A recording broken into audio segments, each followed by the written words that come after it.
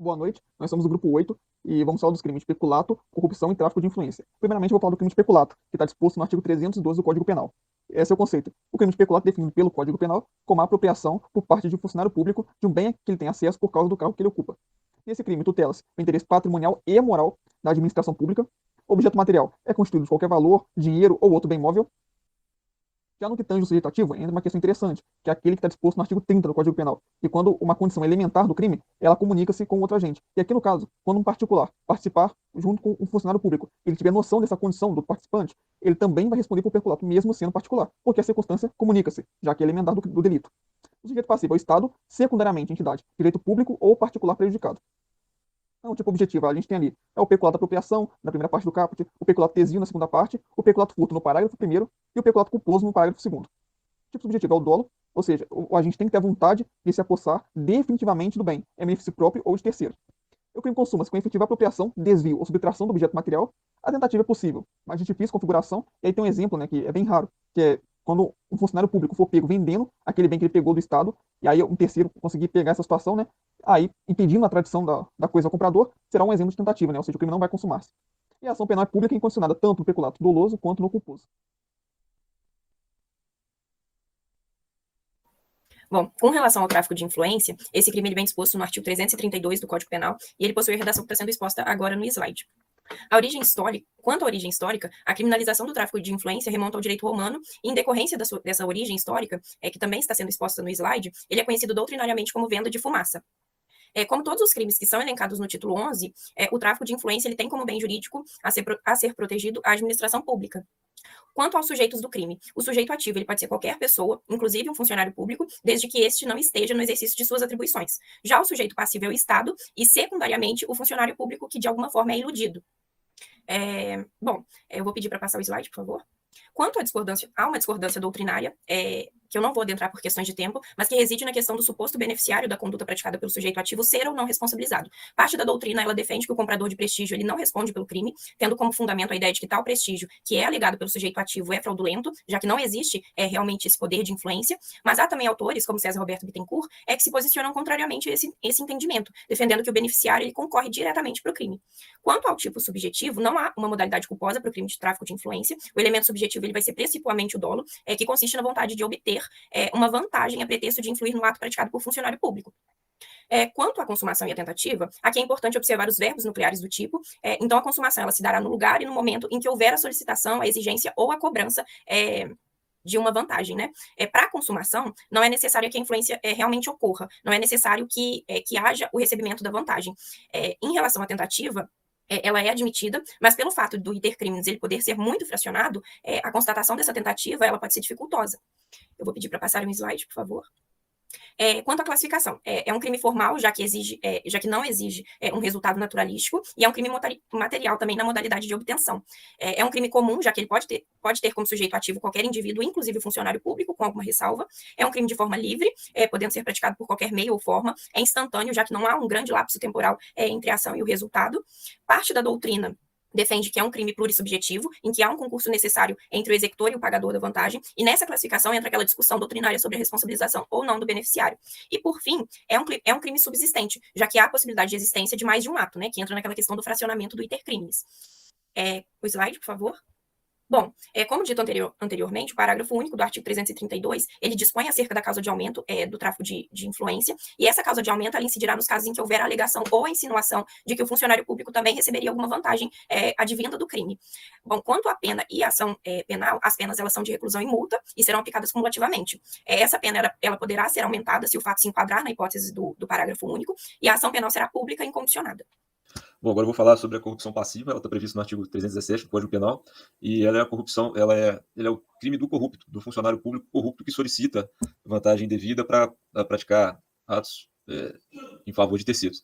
O 317 tem a seguinte redação: solicitar ou receber para si ou para outrem, direto ou indiretamente, ainda que fora de sua função ou antes de assumi-la, mas em razão dela, vantagem indevida, ou aceitar promessa de tal vantagem. Esse crime tem pena de reclusão de 2 a 12 anos, e analisando o texto, a gente vê que ele tem 3 núcleos do tipo: um é solicitar, o outro é receber e o outro é aceitar promessa. Ele é um crime próprio, só pode ser cometido por funcionário público no exercício da função, e o sujeito ativo desse crime é o funcionário público e o sujeito passivo é o Estado. O bem juridicamente protegido, aí no 317, é a administração pública. A corrupção passiva, ela trata-se de um crime formal, não sendo necessário que a vantagem devida seja de fato recebida. No momento em que ele solicita ou faz a promessa, ali já configura o crime. Ele é um crime comissivo, mas há a possibilidade de dar omissão imprópria, e o elemento subjetivo é o dolo, não havendo previsão legal para a culpa. E a ação penal dele é pública incondicionada. O parágrafo 1º, ele traz a causa de aumento de pena. Essa causa de aumento de pena, ela vai acontecer quando, de fato, a corrupção acontecer. Ou seja, quando o funcionário público ele deixa de praticar ou retarda a prática de suas funções porque recebeu a vantagem indevida. O parágrafo 2º, ele traz a modalidade privilegiada, sendo que aí o funcionário público ele não recebe nada. Ele apenas deixa de agir por influência de uma outra pessoa. Um exemplo é que numa blitz de trânsito, o policial deixa de autuar alguém por conhecer alguém da família daquela pessoa. Ele não recebeu nada em troca daquilo. E essa modalidade privilegiada, porque a pena dela é detenção de 3 meses a 1 ano ou multa. É bem menor, né? Agora, a corrupção ativa, ele é o crime do corruptor. Ele está previsto no artigo 333 e tem o seguinte texto: oferecer ou promover vantagem devida a funcionário público para determiná-la a praticar, omitir ou retardar ato de ofício. A pena também é de 2 a 12 anos de reclusão. Aí há somente 2 núcleos do tipo, que é oferecer ou prometer, podendo ser coisas de cunho monetário, moral, inclusive até mesmo sexual. E agora ele é um crime comum, qualquer pessoa pode praticar, sendo que o sujeito ativo é o corruptor, né? Aquele que oferece. E o sujeito passivo é o Estado, também podendo ser um funcionário público, desde que ele recuse a oferta.